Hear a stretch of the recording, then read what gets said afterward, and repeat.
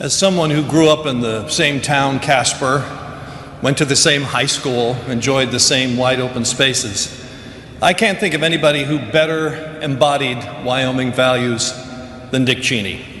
He was comfortable in the saddle on horseback. He judged people by what they accomplished and what they stood for. He loved the state where he grew up and met Lynn. And Wyoming loved him back, electing him 6 times to the House of Representatives. He enjoyed the solitude of the Wyoming wilderness, too, and was an expert at finding the best places to deploy a fly rod. In fact, if you wanted his attention in the office and you saw that the Orvis catalog was open on his desk, you knew to come back some other time. For my 50th birthday, he offered to let me come with him for a day's fly fishing in the Tetons.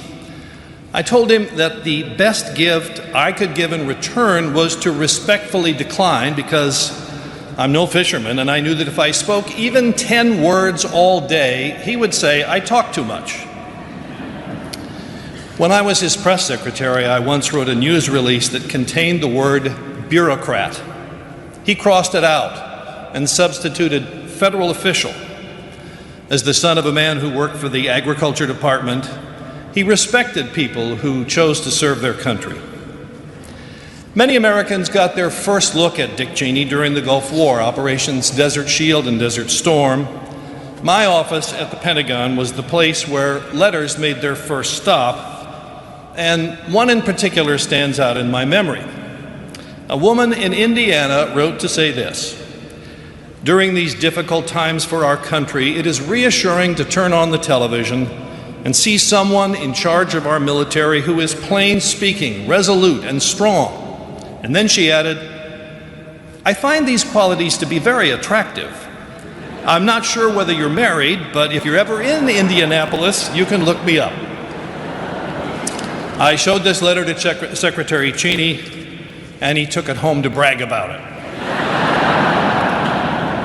Shortly after Dick Cheney became Secretary of Defense, one of our senior policy officials had a request for me as the Pentagon spokesman. A New York Times reporter wanted to know more about a new effort by the George H.W. Bush administration to reach a nuclear weapons agreement with the Soviet Union. The official sought permission to give the Times some background. I relayed the request to Secretary Cheney, who gave us okay, but he said, "Make absolutely sure our guy talks it over with the White House first to get a clear idea of what he can say." The following Sunday morning, the paper revealed that the president would soon propose a new negotiating tactic. The problem was that the president planned to reveal that strategy in a speech on Monday, and he was none too pleased to see it spelled out beforehand. I received a call at home on Sunday informing me that this official and I were to report to Secretary Cheney's office first thing Monday morning. We walked in and sat down, braced for the worst. The secretary said, "I've got some good news and some bad news. Which do you want first?" So I asked for the bad news. He looked at us sternly and he said, "The bad news is that the President of the United States is very angry with you both." And then I asked for the good news and he said, "I only have to fire one of you."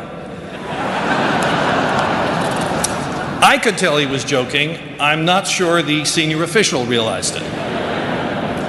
And then Secretary Cheney said, "It's okay, guys. I told the president it was my idea." He could have told President Bush that it was our fault, but he took the blame and saved us from ourselves. When the boss that you serve cleans up after your mistakes, you can bet that inspires loyalty. And Dick Cheney demonstrated that kind of decency and concern for all the people who served him during his more than 40 years in public life.